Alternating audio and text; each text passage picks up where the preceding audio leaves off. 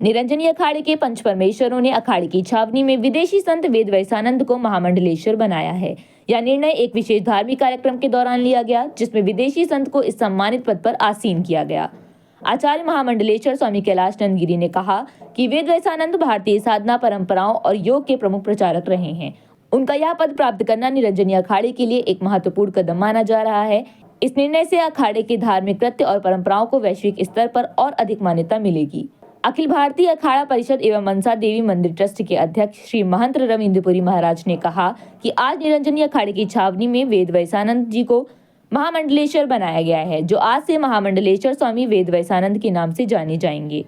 उन्होंने कहा कि अखाड़ों के संत धर्म के प्रमुख प्रचारक होते हैं। अखाड़े विशेष रूप से हिंदू धर्म के भीतर धार्मिक और सामाजिक गतिविधियों के केंद्र होते हैं, जहां साधु संत एकत्र होते हैं। इन संतों का मुख्य उद्देश्य धार्मिक ज्ञान, ध्यान, साधना और समाज में धर्म का प्रचार करना होता है।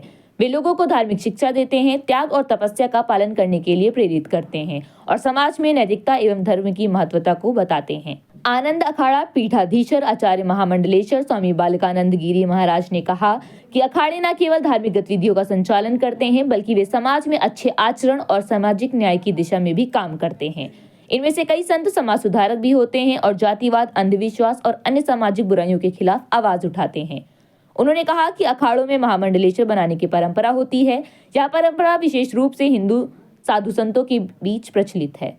उन्होंने कहा कि महामंडलेश्वर का पद एक सम्मानजनक और महत्वपूर्ण पद होता है, जो साधु संतों के बीच विशेष आध्यात्मिक और धार्मिक प्रतिष्ठा का प्रतीक माना जाता है।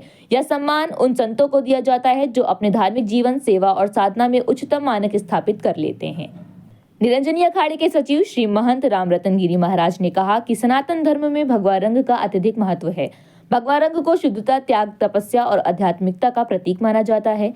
यह रंग विशेष रूप से हिंदू साधु संतों द्वारा पहना जाता है, जो अपने जीवन में संसारिक मोहमाया से ऊपर उठकर साधना और तपस्या के माध्यम से परमात्मा के साथ एकात्मकता की ओर अग्रसर रहते हैं। उन्होंने कहा कि भगवा रंग का संबंध भी सूर्य और अग्नि से है, जो शक्ति और ऊर्जा के प्रतीक माने जाते हैं।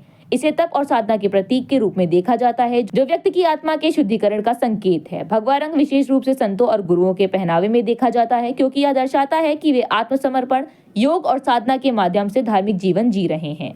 उन्होंने कहा कि भगवा रंग सनातन धर्म के कई महत्वपूर्ण त्योहारों और अनुष्ठानों में भी प्रमुख रूप से प्रयोग होता है और यह धार्मिक स्वीकृति और अधिकार का प्रतीक होता है। इस अवसर पर निरंजनी अखाड़े के सचिव श्री महंत रामरतन गिरी, महामंडलेश्वर स्वामी नर्मदापुरी, गुरु मां आनंदमयी, महामंडलेश्वर स्वामी सोमेश्वरानंद गिरी, महामंडलेश्वर स्वामी ललितानंद गिरी, महामंडलेश्वर स्वामी महेश नंद गिरी, महामंडलेश्वर स्वामी आत्मानंद गिरी, महामंडलेश्वर स्वामी निर्भयानंद पुरी, महामंडलेश्वर स्वामी गजानंद गिरी, महंत डॉक्टर आदित्यानंद गिरी, स्वामी प्रेमानंद गिरी आदि लोग मौजूद रहे। जब अमेरिका के लोग, अंग्रेज आकर के हमारी सनातन परंपरा का पालन करते हैं, उसको फॉलो करते हैं, उसको मानते हैं, हमें बहुत अच्छा लगता है। हमें ऐसा लग रहा है कि वाकई देखिए, जहाँ एकता की बात है, यही एकता की बात है। आज जितने भी ईसाई थे, सभी सनातन में वापस आ रही है।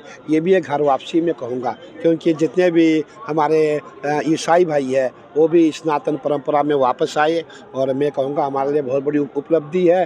और इस कुंभ का हिस्सा जितने भी विदेशी उनके साथ है, सब स्नान में आएंगे और बहुत ही अच्छा उनके साथ हमारा अनुभव रहेगा। हमारा प्रयास है कि जो भी हमारी सनातन परंपरा है वो उसका पालन करें।